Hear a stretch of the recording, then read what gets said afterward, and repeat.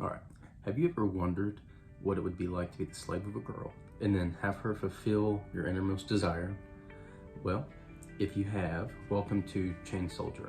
It is basically the plot is basically where the roles have been reversed, and the women of this world, basically, there's two different worlds now, and it was set in like nowadays Japan, but then this other big portal popped open to this world named Mato. And what's interesting about Mato is that it develops these like fruits they call them peaches, and men and women ate them, but it only gave women powers. We don't really know why yet, but that's just what's going on. And because of that, there's these demons in the other world called Shuki, and there needed to be a force or group of people who fought these things off and protected nowadays Japan. Sorry, the light went off. There we go. And basically it created a group of women that called the Demon Defense Force, and now they are the ones that go out and okay, you're just not gonna have light. Now they're the ones that go out and defend nowadays Japan.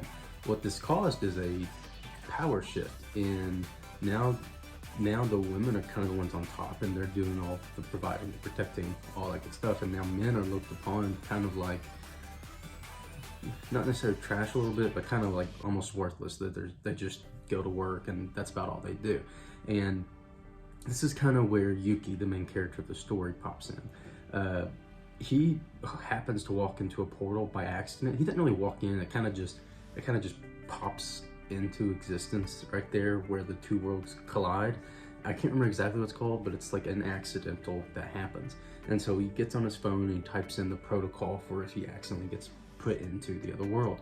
And that brings into play, what's her name?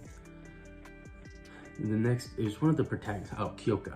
And she is the commander of Defense Force number 7. And she gets there and she's kind of defending them off. And in the midst of all of this, her slave, she has this power that makes things like beings her slave. And in the midst of that, the slave basically dies. And so they're kind of in a bind. And so she thinks, how can we get out of this? Because this guy needs to be saved and I don't want to die. And so she thinks, she's like, I wonder what would happen if I used my power on a human. And at that point, she basically says this right here. And then he does this right here. Leading to this right here. And I mean, let's be honest. I think we would do this too if that happened. Anyway, that doesn't matter. Anyway, where was I? Yeah, so now he turns in, it basically her power makes whoever's the slaves, powers increase in general. Their total power level, their total speed, agility, whatever you wanted to call it. And they defeat all the monsters and everything. And at first this is great. But what she doesn't take account for is that basically the downside to her power is that whenever the slave's done doing the work, she is compelled, not by her own choice, to fulfill the innermost desire of whatever the slave's desire was. So you can see how this could lead to some, well, this, and just continuing down that route. But anyway, so yeah, that's pretty much how the beginning of Volume 1 kind of starts up in a set. Now, the plot's gonna be about then he ends up joining the Demon Defense Force, and now he has to figure out how to live with all these women who don't really see him as anything, kind of treat him more as a maid. And so he does all the cooking, the cleaning, and is treated a lot like trash really by these women.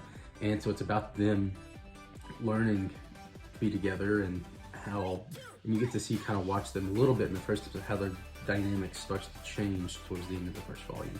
And I thought it was very interesting watching it. And then of course there's, you know, the edgy scenes that we all love and enjoy. Like, you wouldn't be here if you didn't want to watch that type of stuff either. But anyway, so that's pretty much the plot and a little bit of the setting. Overall character development is good. It's pretty interesting to watch because you get just a very brief look into all these characters. It really does a great job. The first volume does a really good job of just drawing you in and getting you set up in the world and getting prepared for what's about to happen in volume 2. The pacing was pretty good. There wasn't really any point where I was just like, come on, can we get this going on? Can we get it moving forward? Other than maybe once, and that was about it. The artwork was beautiful. I mean, yeah, so whatever. But I'd give the first volume about a 7.5 out of 10. It was pretty solid. I liked it. You can find it in the description below if you'd like. And subscribe if you'd like to see more. Thanks so much. Bye. One last thing. I make these things. They're pretty cool. I don't really like a whole lot of anime merchandise or manga merchandise out there. It's just my thing. I don't know why, but I like figures and I do these myself.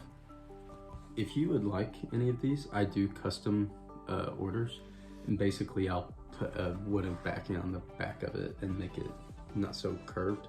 But let me know in the comments if you guys think this is interesting, because I've thought about maybe making a website or something, but again, I'm just getting started on all this. So anyway, thank you so much. Bye.